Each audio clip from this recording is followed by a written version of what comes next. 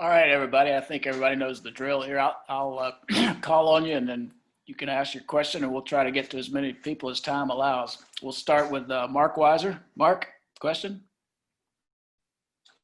Hey, Nolan, how are you? How you doing, sir? Good. Hey, I think you were an early commitment to Georgia. You took an official visit, I think December of the year you signed. Curious about what that was like. What did Georgia do to make you feel special in terms of how they hosted you? Because I know that there were others that were still pursuing you at the time. They really just made me feel at home, and just like everything I said in all my other media. This is where I wanted to be, so they already knew that, and it was just a great visit all the way around. What in particular do you remember about like that weekend? You had family with you? Oh, I had my whole family came up all the way from my grandma to my granddaddy, and it was just a great weekend, a great official visit. My grandma and granddad got to see the campus, and it was just a really good time. Okay, thank you. All right, Chip Towers. Chip? Nolan, how are you? I'm doing good, sir. Good. Hey, with all the outside concerns over and beyond just football, have you found yourself, if coaches had to cross-train you more to get you ready for multiple positions in the event that more players are out than maybe you would see in a regular season? I trust our coaches in our plan, and wherever they put guys is where we end up being at. And, I trust them, and they have a plan and a philosophy for everything from COVID to guys moving wherever they need to be. So I don't know how to answer that question. I'm just ready to play football. Do you ever work inside or down line or anything different than outside linebacker? Yeah, we usually have guys just, doing a lot of things, and that's what we do at the University of Georgia. That's what we signed up for, to being able to play different positions. And, we just see guys go in the league playing these different positions, and a lot to do out the nickel package. And even like Lorenzo Carter, I was watching him a couple nights ago, and he's dropping, and he was a normal pass rusher here. So, we got to do everything. Okay, Anthony Dasher. Dash?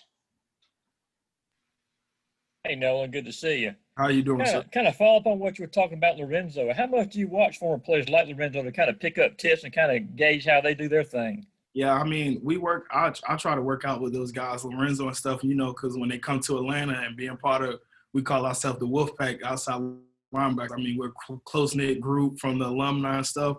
So, we go work out all the time with them, and they just teach me things that they learned from the league and that I could apply to myself in my playing days at Georgia. Who else do you work out with besides Lorenzo? Bellamy, Zoe and Bellamy, they're a package deal. So anytime I know Zoe texts me, he texts me from Bellamy. And it's always a great time to see those guys. And after the workout, we sit down and eat and talk, and it's really good time. Thanks, man. All right, Seth Emerson. Seth? Hey, Nolan, how much does all the depth you all have allow y'all to play so many guys and stay fresh and like specialize, and how critical is that to y'all as a defense? Everybody wants to play and everybody's going to play, but if Coach Smart puts us in those spots and he trusts us and he knows that everyone from 1 all the way to 4 deep, we're going to be ready to play and go out there like our hair is on fire. So I think that's something that we build, and that's our brand of defense, and that's something I'm happy to be a part of. Did you feel a little bit like kind of a specialist last year, and maybe this year you're going to be able to play maybe a few more downs, a few more packages? It was all about – last year it was all about really learning the playbook, transition from high school to college, and, it's a big jump and transition for everybody, and I'm just happy that I was able to make that jump and able to play, and hopefully that – I can play a bigger role in this year up to come. Connor Riley. Connor?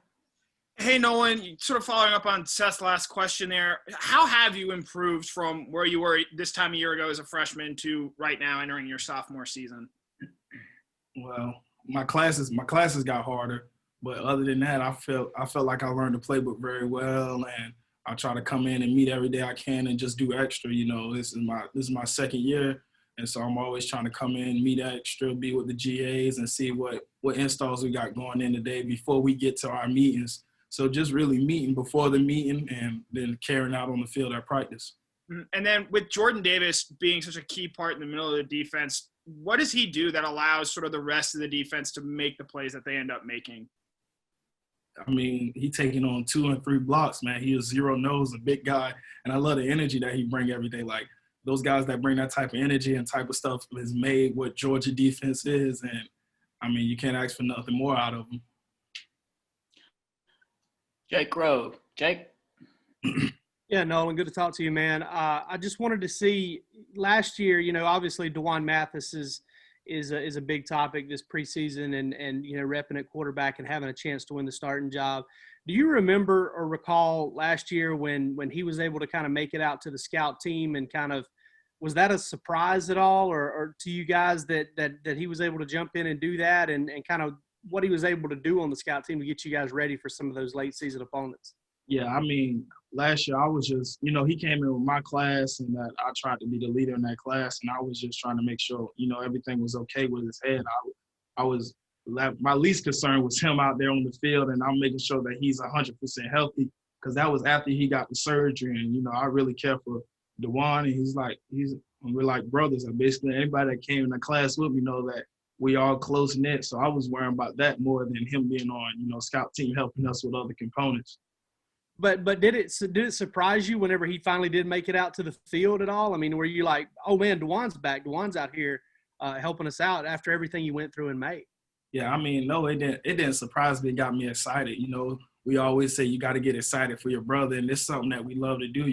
Football almost left him, and he was able to capture that again, and I was just excited and happy that he was out there running again. Dean Legge. Dean?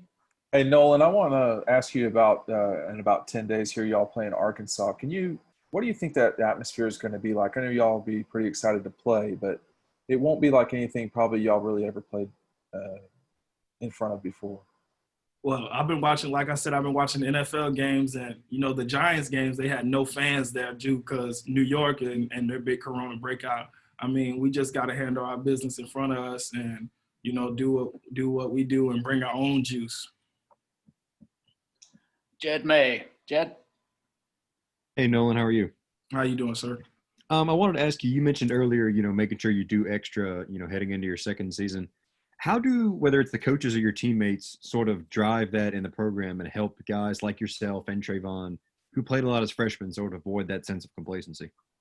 I mean, you try to tell yourself every day, man, you got to get up and get better. Somebody either getting better or they getting worse, and you don't stay the same every day. So if I got an opportunity, if I get out of class at 12 and I don't meet till 2, I got enough time to get treatment and to come in and meet a little more and get in my playbook just a little more and go over practice plays and stuff like that and scrimmages and whatever I need to do during that time. And, I mean, it's just knowing yourself and knowing that you always got to get better. Thank you. Jillian McIntyre?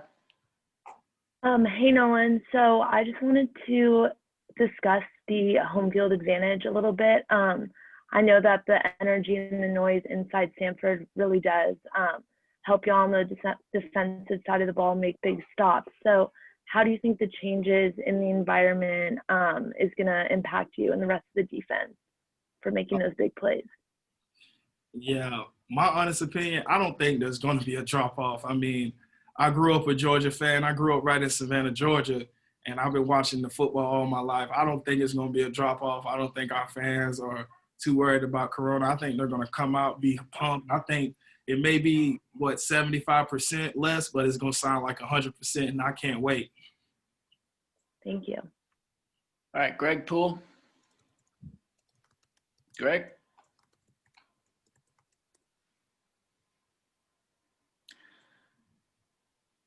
Okay, Blaine Gilmer, are you there? Yes, I'm here. Question? Let me turn my camera on. Okay. Hey, Nolan, how you doing? How you doing, sir?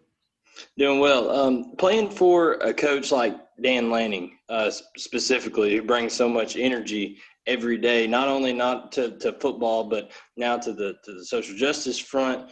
Everything that he does, he seems to, whether it's his family, anything, bring a ton of energy. How much does that rub off on you guys? And you sometimes seem to be more of a softer spoken guy. How does that kind of rub off on you, all that energy that Coach Lanning brings? I mean, Coach Lanning is one of those coaches, again, that you know, I wanted to play for, and that, you know, when he came in, it was like in the middle of my signing, and I said I want to play for him, and I made the right decision because he brings juice every day, and he always says match me. And what match me means is his juice and his level of intensity is always at a high. You have to match him. So we have no other choice but to match him, and I just love playing for a guy like that.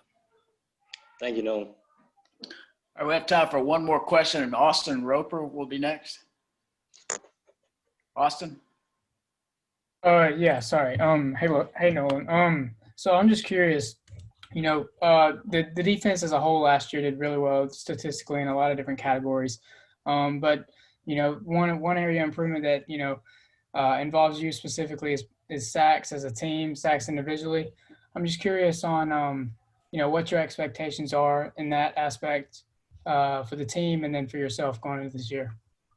I mean, of course, we know that getting sacks were a problem, but during the offseason, we identify our problems and try to fix it. And, you know, again, that's up to our coaches and Coach Lanning for them to make the scheme. And I trust them, whatever we have planned for the week, that we get more sacks, or for the year that we get more sacks, more TFLs. And like they say, we're going to cause a lot of havoc.